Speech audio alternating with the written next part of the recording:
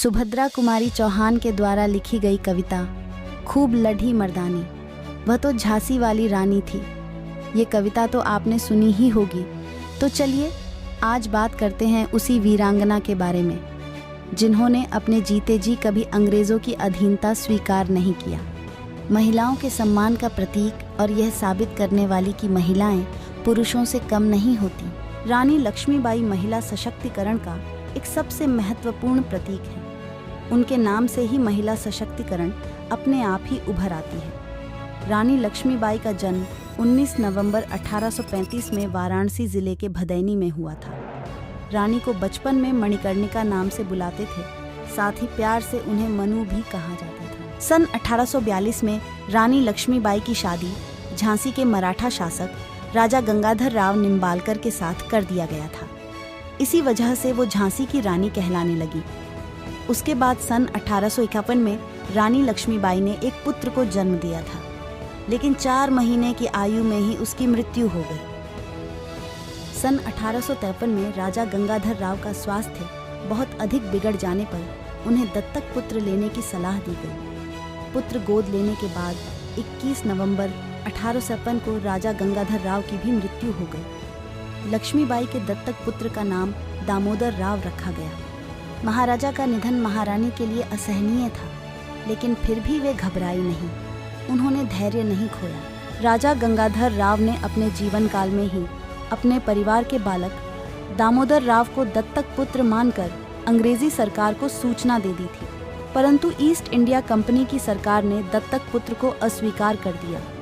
27 फरवरी 1854 को लॉर्ड डलहौजी ने गोद की नीति के अंतर्गत दत्तक पुत्र दामोदर राव की गोद अस्वीकृत कर दी और झांसी को अंग्रेजी राज्य में मिलाने की घोषणा कर दी। राजनीतिक एजेंडे की सूचना पाते ही रानी लक्ष्मीबाई ने साफ साफ कह दिया कि मैं अपनी झांसी किसी को नहीं दूंगी। मार्च 1854 को झांसी पर अंग्रेजों का अधिकार हुआ।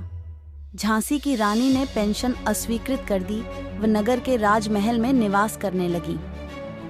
यहीं से भारत की प्रथम स्वाधीनता क्रांति के बीज पनपे। मार्च 1858 को झांसी का ऐतिहासिक युद्ध आरंभ हुआ।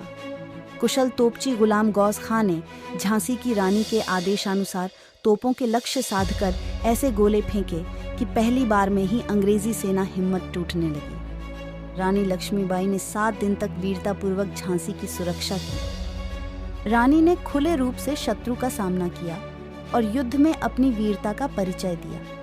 वे अकेले ही अपनी पीठ के पीछे दामोदर राव को कसकर घोड़े पर सवार हो अंग्रेजों से युद्ध करती रहीं। बहुत दिन तक युद्ध का क्रम इस प्रकार चलना असंभव था। सरदारों का आग्रह मानकर रानी ने कालपी प्रस्थान किया।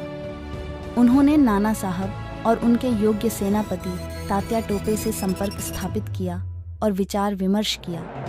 रानी की वीरता और साहस का लोहा अंग्रेज मान गए, लेकिन उन्होंने रानी का पीछा किया।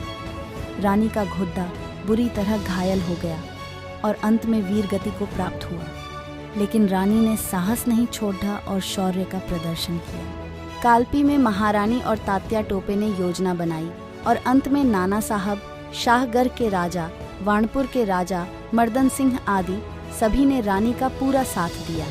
रानी ने ग्वालियर पर आक्रमण किया और वहां के किले पर अधिकार कर लिया। विजय उल्लास का उत्सव कई दिनों तक चलता रहा, लेकिन रानी इसके विरुद्ध थी। यह समय विजय का नहीं था।